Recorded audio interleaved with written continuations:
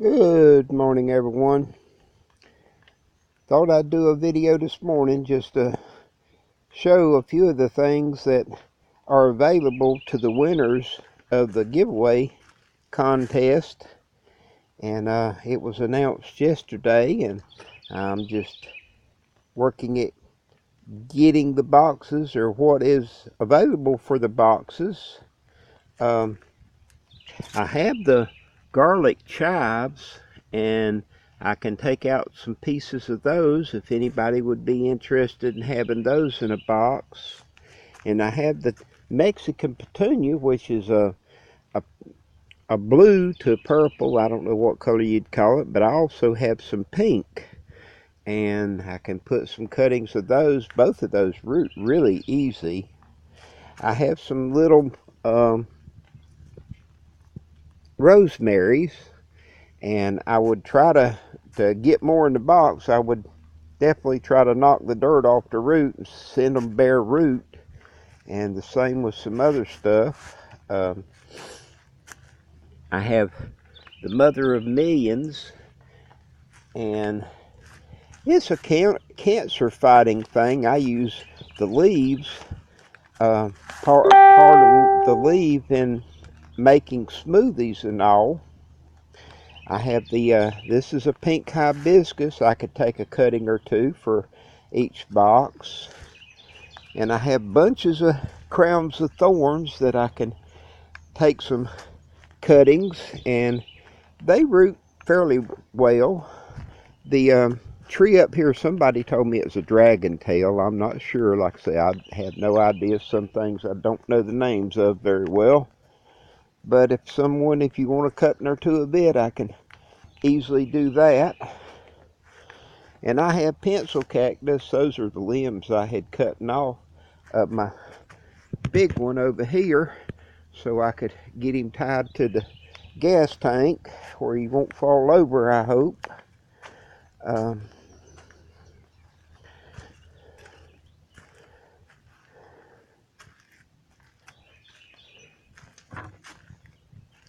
There's a few goji berries that I'd grown from seed that I could probably knock the dirt off the root and stuff one of them in each box. There was the sedum I had talked about that's down in there. This has already had enough warm weather that it's starting to put on buds, and it blooms a pretty yellow. But that's some I had just taken up whenever I was recovering the other day. We're having some nice rain, and I was trying to get the video done between the rain showers.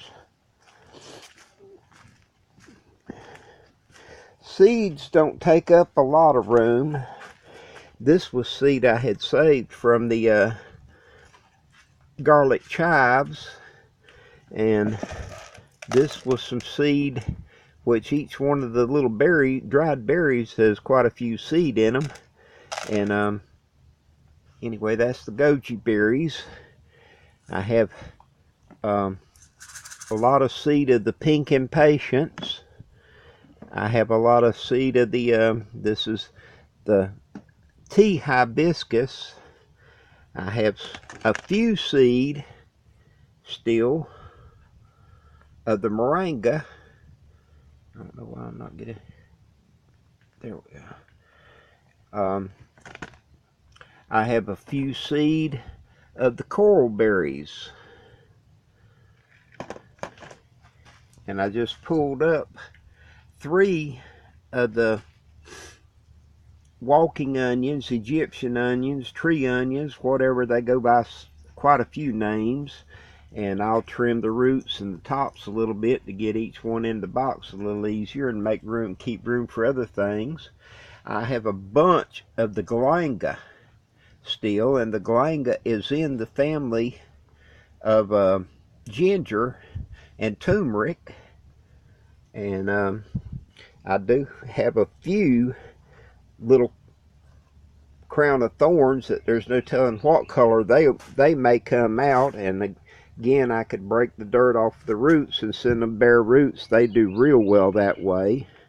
I have some turmeric. If someone of the winners would be interested in, I can get some turmeric in the box. And then I've already shared some of these with one of the winners before we were talking, whenever I realized she was a winner. But this is some old seed. It's several years old, of the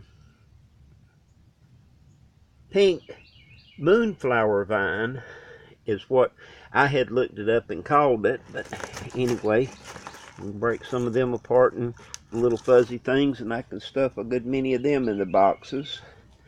And then what we had talked about, I'll be taking cuttings for anyone who is interested in kratom.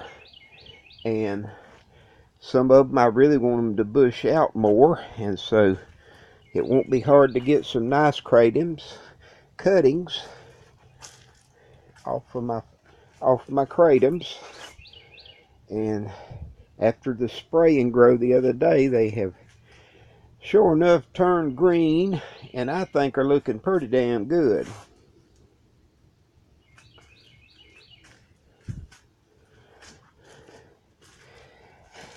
These are the moringa that are 2 years old for me, and in reading and everything else, watching videos on YouTube and whatever about the moringa, one of the things I found it talked about was it needs room to develop a good taproot. And so I had made double pots to give it height to be able to have a good taproot.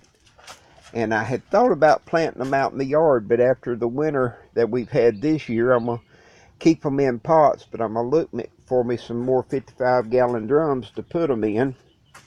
And I have lemongrass. If anyone would like some lemongrass, I'm pretty sure that with all I have, I can sure spare a few sprigs of lemongrass to get anybody that's interested in some started. Because there's still, I don't know, another half a dozen or more pots there. I think there's about 10 pots here. So if you want some lemongrass, I can sure help you out with that. Okay, this, like I said, the video, just putting it up so the winners can look through and decide what they do want. And I have probably not covered, I've probably missed, this is called a shrimp plant because of the way the flower looks and all. I don't know if you can see a shrimp in that or not, but I have a bunch of it around, and it roots pretty easy. And this is a chrysanthemum. And I can get you a piece or two of that chrysanthemum. It's kind of a daisy chrysanthemum. It's I call it a lavender color.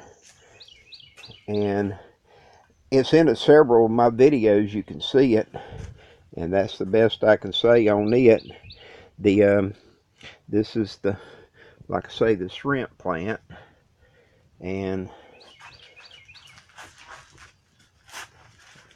I noticed down in here some of these that were touching the dirt already had, well, not even touching the dirt. You can see some roots on these. And that's the pineapple sage, just the brushing like that, and you can smell the pineapple. So those are some things. There, like I said, there may be something else I have around, but those are what I wanted to show this morning, that without any problem I can pack them in a box, or some or all of it. Like I said, these are the size boxes we're doing, and don't want to crush everything, but I have found over the years that the more you pack in where it's not bouncing around and beating around, it's better to have it a little squished than floppy and breaking apart in the box. Blessings all.